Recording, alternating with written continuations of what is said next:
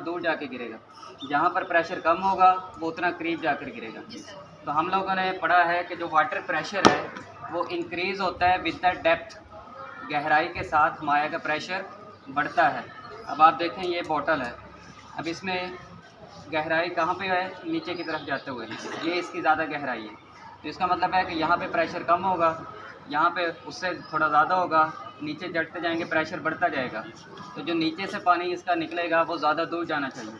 तो ये एक्सपेरिमेंट हम परफॉर्म करके देखते हैं कि क्या बाकी ऐसा होता भी है। तो ये एक बॉटल में हमने होल्स कर लिए थे और उनको हमने बंद कर दिया, इसमें वाटर फिल कर दिया। तो स्टार्ट करते हैं।